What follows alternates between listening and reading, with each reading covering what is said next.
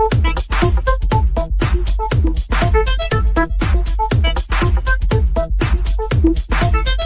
stay swishing, swishing, swishing, swishing, swishing, swishing. Rise up, stay swishing, swishing, swishing, swishing, swishing. Willing every jumper with a flick of wrist. Never a doubt, a fear of miss. Anyone sleeping on my shots get fits. Cause every shot do nets, do rips. Cards, hearts, darts, rewards, smarts, sharks.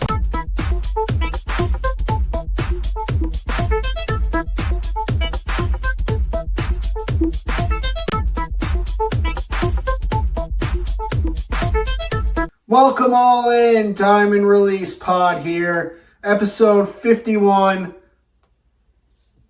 to my compadre. What do you mean?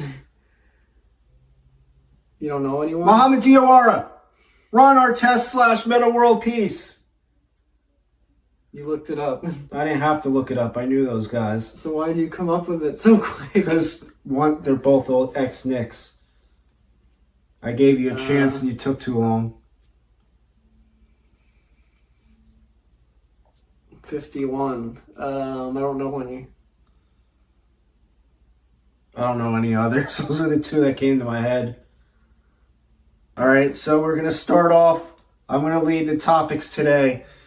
I wanted to mention here about the potential trades that are coming since now, after the December 15th deadline. Players are more, about 99% of the league is available for trades, in other words. So those are the guys that signed free agency deals this past offseason. They are now eligible to be traded. Yes. The Giannis theory. So I have a couple guys on my fantasy team that are out with injuries out of nowhere. And it happens to be two players on the same team.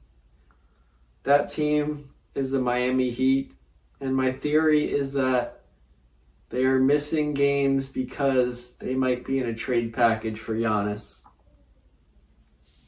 That is my Giannis theory in short. I thought I was the mind you of the week person. It's not a mind you, it's happening. It's not confirmed yet. It's not a fake news theory, it's a prediction. There's nothing fake about the mind you of the weeks. There's a lot of things fake about it. They were elite conspiracy theories that I developed. That's not news, it's theory. Say less. How could you call it news if it's theory? I mean, we're not a news outlet. There's a difference between reporting rumors and just coming up with fake stuff. Theories are not fake, they're theories. You cannot call it a fact or fiction if it's a theory. Look it up. There is no right or wrong when it comes to theorizing. Okay, so you're never going to be right or wrong. It's not the point. That's what you're missing here. And this is what I was trying to get into with the stream of consciousness subject that I was talking in before the show.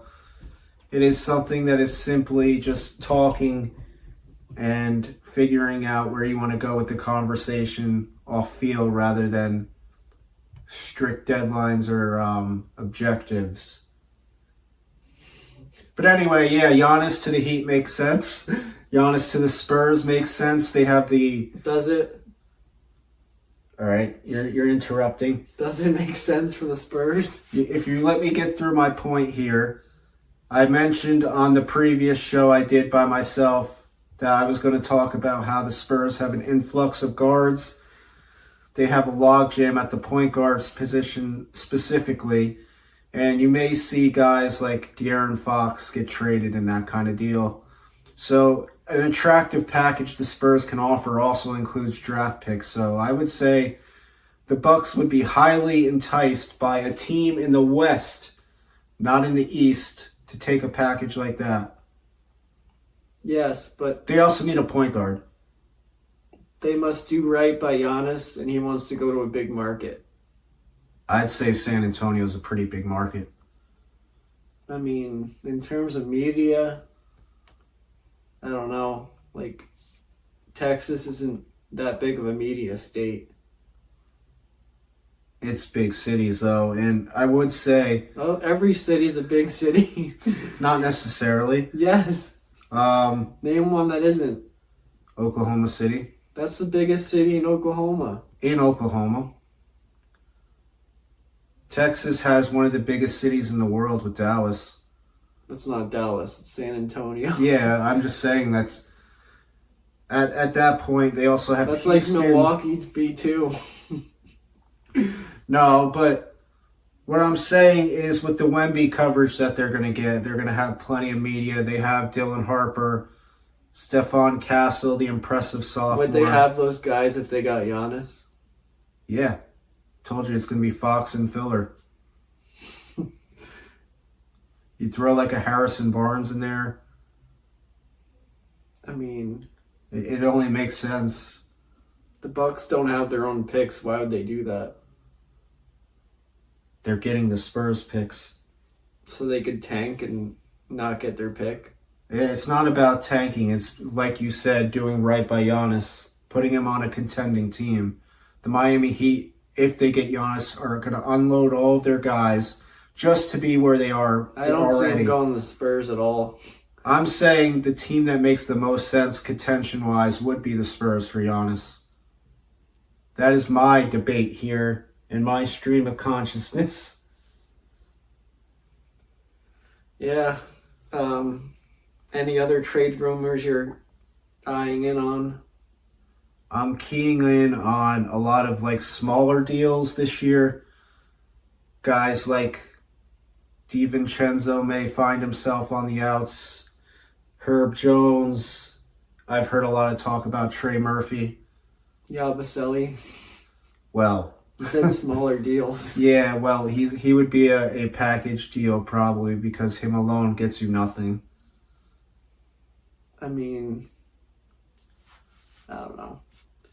He could be useful in other teams. The Knicks just don't know how to use him. It's not about not knowing how to use him. It's about not needing him. If he's going to play like a bum in his small minutes that he was given. So what you're saying is we should subtract from all of our guys who are already core players on this team to satisfy a $6 million player. I mean, you could say what you want. I mean, That's other what makes coaches sense. figure out players like Steve Kerr would figure out something to make Yabusele useful. Just like Would he he, though? makes. He makes. How's Kuminga doing? How's Kuminga doing? How's Kuminga doing? How's Kuminga doing? He's a Answer it. You're not letting me. He's a main option. He wants to be a main option, and Steve Kerr doesn't want him. Oh, wait. So it's a double standard for you because he wanted to be a main option and Yabusele doesn't want to be a main option. So why is he having trouble in the minutes that he was given, and that's why they were lessened?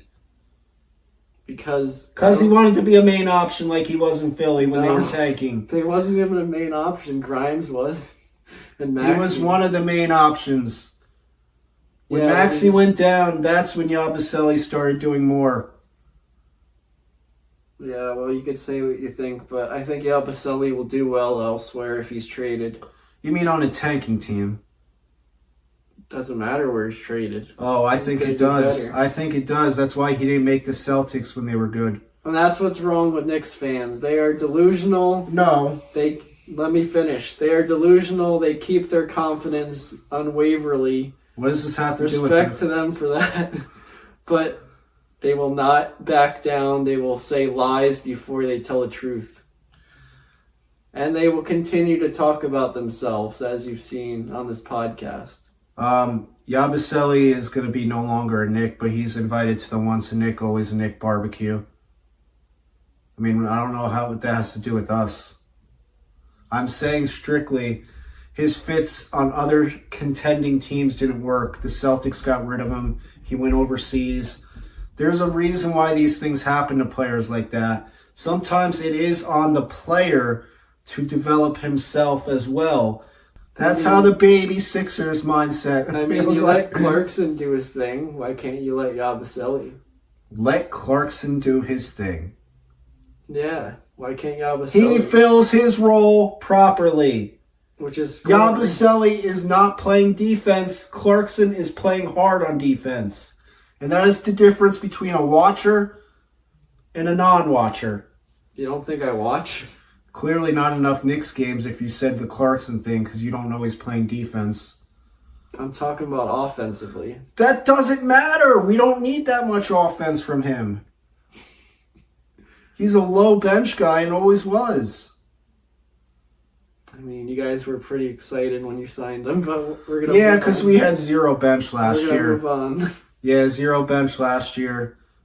We also had the coach. We're gonna move on from the Knicks. Yes, right. Stream of consciousness is not your little thing that you're doing here.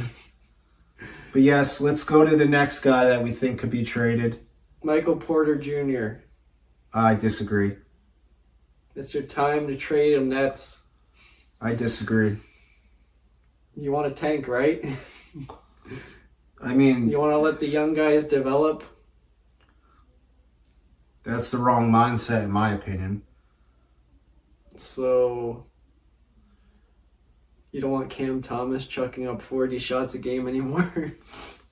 No, what I'm saying is they should package those young guys for a star so they could get on the right track. How many other young guys actually have value? That's why you package them. I think Porter would be a solid number 2 or 3 guy like he was in Denver. I mean... Why trade him? That's the reason he got traded off a contender, though. It's because he's not good enough. And he's injury prone. Yeah, I mean, that's Denver, though. They've already won the pinnacle. I would say also Nick Claxton is a name to look out on the market for teams like the Celtics and Pacers. Lakers? No, they have Ayton. What about... the Timberwolves. What do we think about their point guard situation? Do they keep trying to find that starting level point guard, or do they kind of facilitate by committee and just like let Conley come in at times and Bones Highland? Like, are we okay with the mid point guards for the Timberwolves if they have high aspirations? Do they have higher aspirations? I don't know. As far as like Mike Conley being mid, that's not really true. He's just old. Yeah, I would say no, he's not mid. Because he's old. No, that doesn't equate to that. So he's good or bad? In his role off the bench, he is good. He's not a starter anymore. That doesn't mean he was a mid player. I'm talking about in terms of a starting level point guard. He's not the starter. I know, exactly. They really play DiVincenzo at the point, to be honest with you. So again, my question is that enough for their aspirations? I believe aspirations. Like I said, I don't know how serious they are about the aspirations of going far in the playoffs when the West is stacked. But they are going to try to win, obviously. It's just they're not at a point financially to get a big-name point guard. They don't need a big name. They just need, like... I think even, like, a Brandon Williams would be cool on the Timberwolves. Like, he's very good at, like, Ryan Nembhard, even though he's probably not available. Like, that type of player. TJ McConnell. None of these options are better than Dante, in my opinion. As far as facilitating, not, like, trading him away. Like, you don't have to trade him. Just get someone who could pass, kind of a defensive guy, and that's all you really need. I don't see any upgrade there if you do those guys. What you can do, though, you have the influx of the bigs with 3 big guys, Naz Reid, Gobert, and Julius Randle. If you really wanted to, you could potentially look at trading Naz Reid for a collection of players. That's one option, but I'd rather trade Gobert if I'm the Timberwolves. defensively, he's their linchpin. I would not do that if I were them. I mean, he's getting older. He's starting to regress already. So Regress on what? everything. Pretty much just scoring Everything. when they don't need scoring. He's not winning DPOY anymore, that's for sure. Yeah, the game's changed though. It's not really his fault. Yes, it is. He's older. No, I mean, You got guys. Wemby and Chet. You got Evan Mobley when he's healthy. So many better shot blockers and rim protectors. Yeah, but those guys do more than just that. That's the thing. And Gobert is solid. DPOY. Yeah, I mean, you can't win the DPOY every year as a player. So You I also don't got to know. bring up Case and Wallace when you're talking about DPOY. No, not really. Not too much. Yes, you do. He's leading the league in steals, or at least tied with Dyson Daniels, I think. That doesn't mean he is Defensive Player of the Year. That means he's the steals leader. That's what they care about nowadays is steals and blocks in the DPOY conversation. I don't know about that. I've seen a lot of great defenders. I don't say Case and Wallace is going to win this year. He's going to be up there. I didn't say he's going to win. I said you got to talk about him. Not if I don't want to. Stream of consciousness. All right. I mean, any other trade names that you think? I always think about Trae Young when I think about trades this year. I don't know why. I mean, I kind of know why, because they look better without him. And as I said before the year, this is his last chance to prove he's the piece of Atlanta, like the main piece. I think he's already proven that he's not, even though he's gotten hurt. Like, getting hurt obviously doesn't help either, so that's adding to my case. I think he's on the way out this year, maybe in the offseason at the latest. Yeah, I don't know about in season with the Atlanta Hawks trading him, but I could see them finally giving up after this year if it doesn't go well. Especially with the emergence of Jalen Johnson as their main focus. I would say the Hawks would be more reluctant to do it in season if they think they have a chance to get the playoffs. I think it's interesting that the Timberwolves let Nickeil Alexander walk, and now he's a very good player for Atlanta now. I don't know why teams like that let him go and not even sign and trade at least. Yeah, I mean, I think it was more along the terms of the contract, the money being, like I said, they're not in a position to get guys like that. NBA check. What was his first team? Alexander Walker? Before the Timberwolves. Jazz. No. Now we don't really watch his ball. No, I forgot where he was. The Pelicans. Oh, yeah, that's right. College check. No, I'm kidding. I don't know which college he went to. Actually don't know him. I know the other SGA. Kentucky. They probably both went there. No, I don't think so. I forgot who he was with, but it was not Kentucky. Why do I keep thinking about green jerseys like Oregon or something? I don't think it was Oregon. Speaking of Oregon. Speaking of college.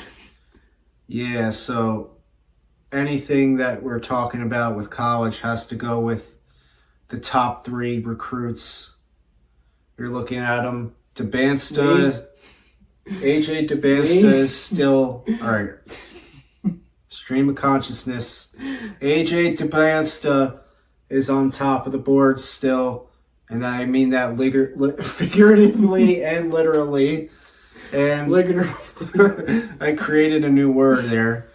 And I also say Cameron Boozer, even though Duke lost last night to Texas Tech, Cameron Boozer is still number 2 in my book Darren Peterson's hurt again. He's number 3 in my book. Are you sure JT Toppin isn't the real deal? He only had 19 and 10, but Texas Tech very beat Duke. good for college. And he was not even the best player on his team. That Anderson guy is, so say less. I mean, Texas Tech beating Duke is kind of a little crazy. You know what was more crazy? How a Duke team lost in the Final Four with Con Knipple and Cooper Flagg on the same team. And Mally Watch. Well, I mean, I always told you Play that. him, Suns. No, they have 2 bigs already. I mean, I think he's better than Nick Richards. I don't think so. I watched him at Duke. He's not really ready. He really did get carried by Con and Cooper in college. I'm not even going to lie. Those guys are so elite. You see it already in the NBA, how they're just putting up numbers. And that just shows that having the most talent doesn't mean you win. You got to have the most chemistry. You got to have players that know their role. Shout out Yabusele. No, I'm kidding. Yeah, shout out Yabu. You got to have the overall, team building aspect. You can't just throw people together like Morey seems to do. Or he has done in the past. He's kind of getting over that now, but you can't just throw stars together and expect it to work. Yeah, it's funny how Villanova didn't have the highest recruits, but they won multiple titles together. What's that tell you? So if you had a bracket right now, I mean, it's still early. you don't see a clear top 4 team. Arizona's been up there. I still believe in Duke. Besides that, Michigan. Not really impressed with Michigan State, though, after last night. They barely beat Oakland. Former home of Jack Golke. Michigan has 2 teams. They have more than 2 teams college-wise. So, Michigan Wolverines, Michigan State Spartans. Michigan Wolverines are the team that's top 3 right now. As of today, which is Sunday, as we're recording this. So there's that guy on Kentucky that came back from a big injury. Oh, speaking on Kentucky, they beat St. John. Do you remember his name? Or... No, I don't remember his name. So that wraps up the college report. I got to give out Dimer of the Week, weekly segment, if I remember usually. This week, I'm going to give it to Mr. MVP Jalen Brunson. Finally. You gotta give it to the guy who won the most, impacted the most, defeated the Wembanyama, even though he was on a minutes restriction, defeated the Fox. So I will give it to him this week. You will see his stats on the screen. And that is Dimer of the Week. I gave it to Mitchell Robinson. Release of the Week? No. I'm not stealing my segment. No, I also give it to OG Anunoby too. Release? No. Well, you're not doing my segment for me. Make your own. Stream of consciousness. Episode 51. Like, share, subscribe to the podulation.